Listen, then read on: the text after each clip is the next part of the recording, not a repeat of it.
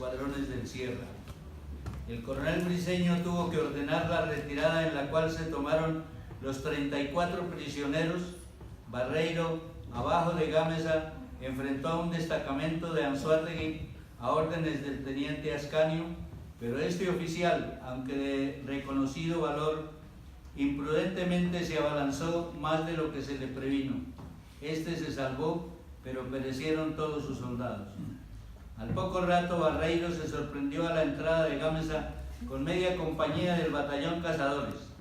Comenzó la escaramuza a órdenes del teniente Mateo Franco, con unos 60 hombres, hasta que, viéndose perdidos, rompieron el cerco y se replegaron.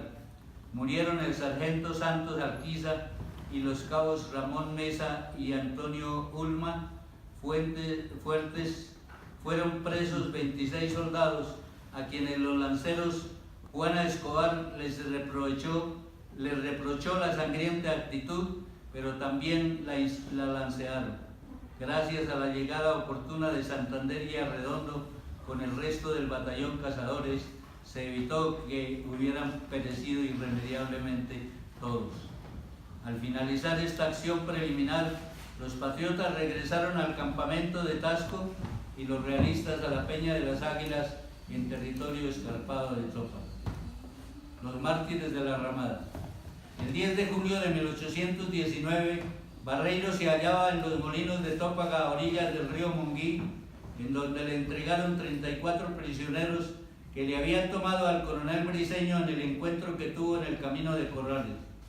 Los trasladó a la hacienda La Ramada, fundada en una franja de terreno separada del resguardo indígena de Sogamoso, a favor del español don Domingo Vargas, y fue legada por este al monasterio tunjano de la Concepción, en forma que desde 1636 quedó consagrada como propiedad monástica, con administración de su entonces mayordomo don Juan de Dios Granados, uno de los apoderados y líderes de Sogamoso para la demanda de su elección parroquial, mirando al convento agustiniano de Belencito, al otro lado, entre la quebradita de las Torres y la quebradita de los Barreros.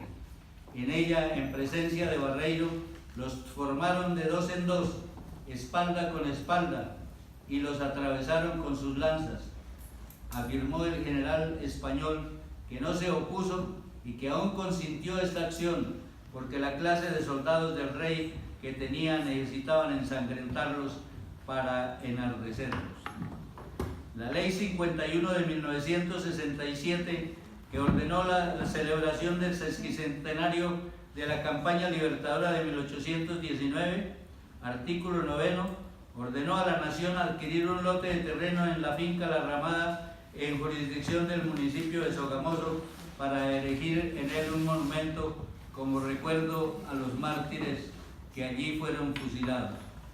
Efectivamente, en el libro Álbum de Boyacá, tomo primero, escrito por Cayo Leonías Peñuela, se publicó la fotografía denominada Monumento levantado en el sitio de La Ramada.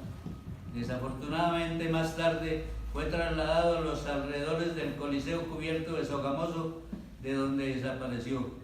Se recuerda que el presidente de la Academia Boyacense de Historia, doctor Ulises Rojas, dijo 2 años antes del sesquicentenario que en nombre de la República debería erigirse en La Ramada un memorial al soldado desconocido de la campaña libertadora de Colombia. Hoy existe solamente un monumento instalado en el Parque El Laguito, diseñado por el maestro David Parra Carranza, profesor de Artes Plásticas de la Normal Superior de Varones de Tunja, el cual fue financiado por los miembros de las Sociedades de Mejoras Públicas de Sogamoso. Actualmente se encuentra deteriorado y en pésimas condiciones de presentación.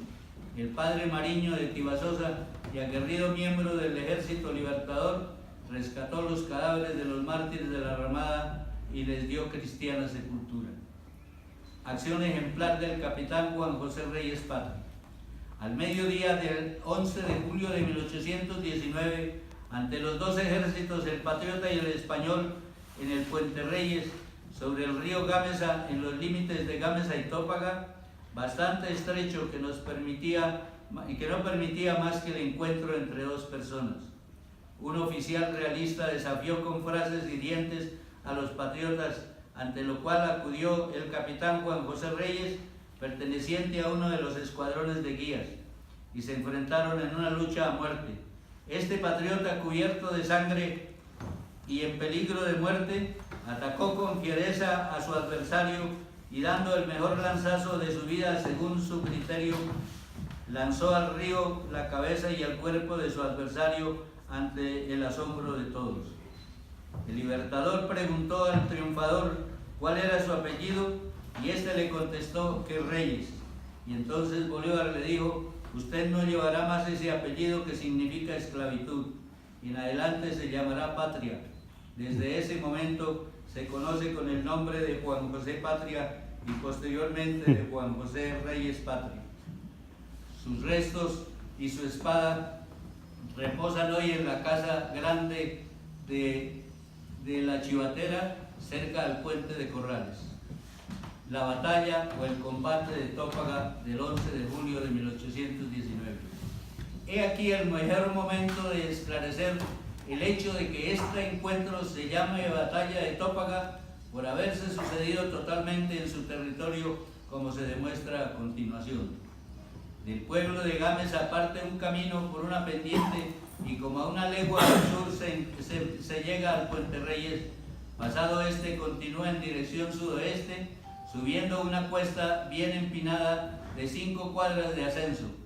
Cruza hacia la derecha la mesada pedregosa hasta otro monte mediano y baja la hondonada por donde corre el río Munguí y cerca de su confluencia con el río Chicamocha.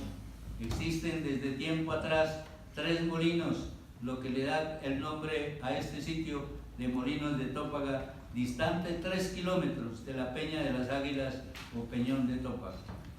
El 11 de julio de 1819, como se narró antes, iba llegando Barreiro a Gámeza cuando se encontró con un escuadrón de guías del batallón Cazadores de la Vanguardia, y viendo que en vez de huir se le fueron encima, y juzgó con razón que todas las fuerzas patriotas irían por aquel lado, por lo cual emprendió la retirada apresuradamente y repasó el Puente Reyes, como a las 10 de la mañana, y situó sus 1000 infantes en la línea de aquel semicírculo para cruzar sus fuegos sobre las inmediaciones de Puente Reyes. Tiradores y caballería quedaron cerca del mismo. El resto subió hasta el Peñón de las Águilas, sitio totalmente dominante para observar el avance de las tropas de Bolívar. Los patriotas quedaron enteramente al descubierto, sin más recurso que su arrojo y teniendo por única defensa algunas cercas de piedra divisorias de los predios rurales. Los realistas los dejaron acercarles pacíficamente, pero a la vuelta les abrieron en un fuego certero que en el puente cayó mortalmente herido Eusebio Carballo, el abanderado, y murieron algunos soldados. Efectivamente, Barreiro y su tropa se organizaron en las trincheras naturales de la Peña de Tópaga, conocida como una inmensa roca de durísimas masas graníticas, como cortadas a plomo, de unos 70 metros de altura y que se extiende por cerca de 1 kilómetro hacia el oriente y luego se abre como en anfiteatro con un radio como de 2 a 3 hectómetros y continúa hacia el páramo. También se conoce con el nombre de Peña de las Águilas.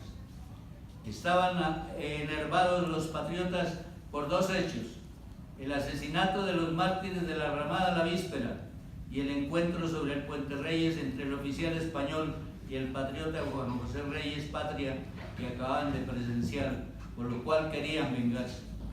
Al fin, como a la 1 de la tarde, llegaron los batallones de la retaguardia patriota y enseguida dispuso Bolívar el ataque de la formidable posición española por el frente. Para estimular a los combatientes, determinó que tras el batallón Cazadores de la Vanguardia, que iría a la cabeza, marcharía otro cuerpo formado por las primeras compañías de rifles Barcelona y Bravos de Páez, luego iría el de la primera línea y enseguida los 3 batallones venezolanos. La caballería quedó de reserva porque la condición del terreno le impedía tomar parte en el ataque.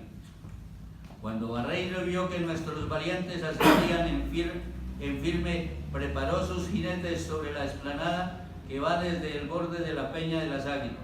Abrió fuego vivísimo sobre nuestras filas y empezó a recoger lentamente la infantería. Hacia el pequeño boquerón, por donde el camino franquea el borde de la peña, las 5 cuadras que medían entre el puente y el boquerón, de pendientes muy fuertes y dominadas por los fuegos enemigos, parecía que en poco rato se habrían de convertir en sepultura de los republicanos. Y hablando sinceramente, no comprendemos cómo se determinó Bolívar a expugnar tan terrible escarpa y por qué Barreiro no acertó a aprovechar la invencible posición para destruir completamente nuestras fuerzas sin riesgo ninguno para sus gentes.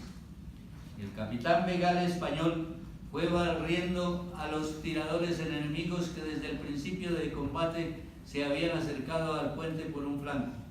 El capitán Gómez, sesgando hacia la izquierda, fue despejando el terreno y acercándose hacia la cumbre, mientras el veterano capitán Lobo Guerrero acometía por el camino. Cada una de estas compañías, despreciando el fuego incesante que las hacían en toda la cuchilla de la Peña de Tópaga, tuvo varias veces que luchar cuerpo a cuerpo con los realistas que habían combatido al principio con los cazadores. En estos rudos y encarnizados combates fue donde mayores pérdidas sufrió Barreiro, pues dichas compañías no alcanzaron a incorporarse ni con la mitad de sus efectivos. Al acercarse al boquerón Lobo Guerrero, creció la furia de los unos y los otros. Varias veces tuvo que retroceder ante la granizada de metralla que hacía trizas la bandera, arrebataba sombreros o escarbaba el pedrisco a los pies de los caballos. Gómez cayó moribundo al lado izquierdo del camino, pero al punto Arredondo y París reanimaron con su palabra y su ejemplo el ardor de los soldados. Begal logró acercarse bastante al boquerón, por lo que Lobo Guerrero, enardecido, hizo un supremo esfuerzo y logró coronar la altura con los suyos, mas en el mismo punto cayó derribado por una descarga.